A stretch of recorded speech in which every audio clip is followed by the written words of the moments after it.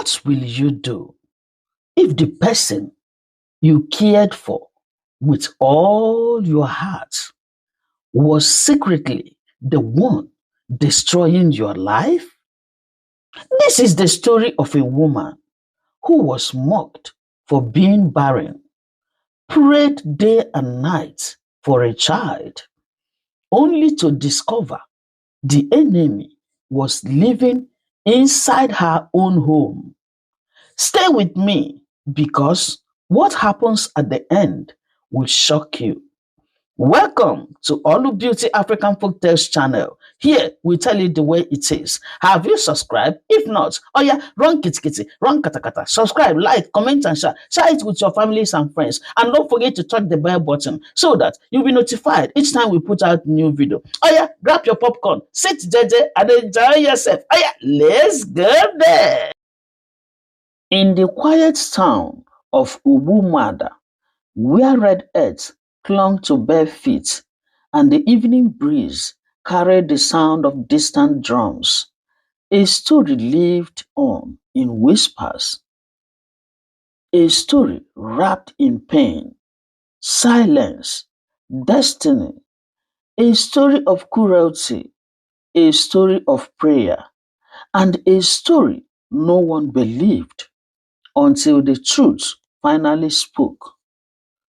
Many years ago, a young girl named Ngozi lived in Ubumada with her aunt.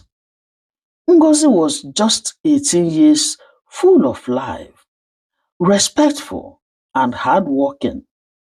One evening, her aunt sent her to buy ingredients from a nearby village market, and she said, "Ngozi, hurry back before nightfall." Oh. Her aunt warned. But on her way back, the sky began to grow dark. Instead of taking the longer main road, Ngozi made a choice. She took a narrow shortcut known as Uzonkata, the bush path. People avoided that path, but she was tired and she wanted to get home quickly. As she approached an abandoned building along the path, dark figures emerged. Before she could run, before she could scream, they grabbed her. That night, Ngozi's world ended. Ngozi never spoke of what happened. She carried her pain in silence, but after some months, her body began to change. When her aunt noticed, the truth could no longer be hidden, and she said, "Who is responsible?" she asked angrily. Ngozi cried and said, "I don't know, Auntie, I don't know. I was raped." The shame spread through the compound. The whispers began, but only one person stood by her mother, Mama Ebere, who came from her village to take her home. And she said, "My daughter will not suffer alone," Mama Ebere said firmly. After some months, on a cold, rainy night, Ngozi went into labor.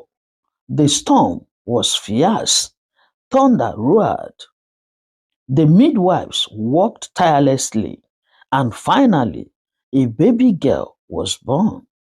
But as the child cried, Ngozi became still, gone, just like that. The room fell into silence. Mama Ebere screamed and shouted and said, "Ngozi, my daughter, don't leave me. Don't leave this child for me. Ngozi, wake up." But death had already taken her. A life lost, a life given. The child was named Amarachi, meaning God's grace. Mama Ebere raised her alone in Ubumada. She never told Amarachi how she came into the world. To Amarachi, her mother was simply late, nothing more. Despite everything, Mama Ebere gave her the best life she could. Amarachi went to good schools. She grew into a beautiful, intelligent, and respectful young woman. People admired her, some envied her, but no one knew the truth behind her beds. Before Amarachi entered into the university, one day her grandmother, Mama Ebere, called her, sat her down, and told her everything about her beds. Amarachi listened carefully. After everything, Amarachi cried, but there is nothing she could do. So, when Amarachi went to the university in Enugu, one day she met Emeka Okafor.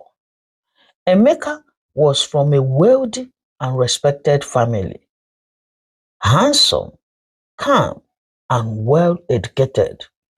But more importantly, he had a kind heart. Their friendship grew into love.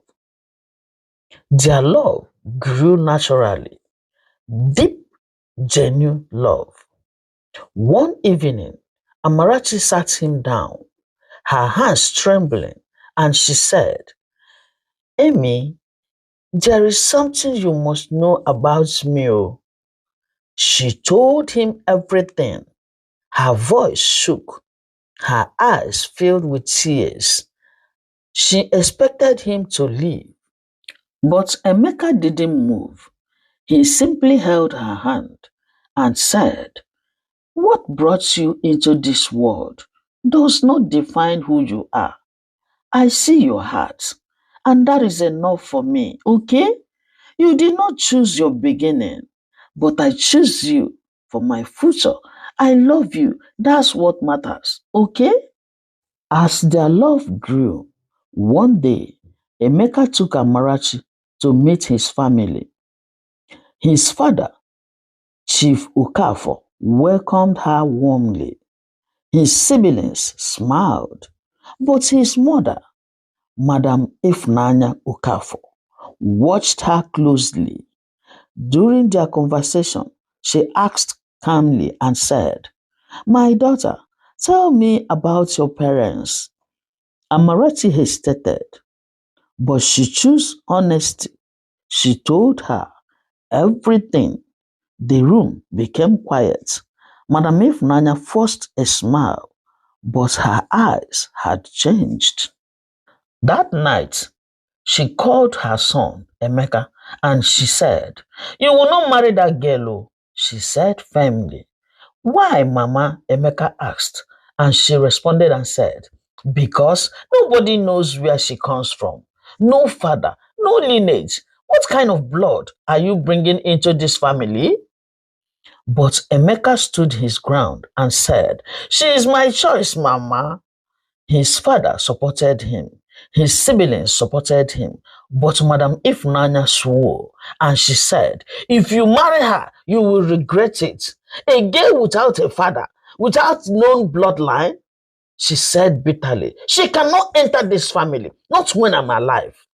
Emeka cried out and said, But Mama, everybody in the house accepted her. Even Papa loved her. Everybody accepted her. Why not accept her too? Please, I will marry her. I will marry her. Emeka refused to listen to his mother. He married Amarachi, and from that day, the battle began. The marriage was peaceful but empty. No child. They began visiting prayer houses from one pastor to another, from one vigil to another, from mountain prayers to midnight cries. Amarachi prayed with all her heart, and she said, God, if there is anything standing between me and my joy, remove it, my father. Year after year, nothing changed. And Madam Ifnanya never stopped reminding them. And she said, Where are the children? You see now, I warned you. I warned you, my son, I warned you. But you wouldn't listen. Now, has he given you any child?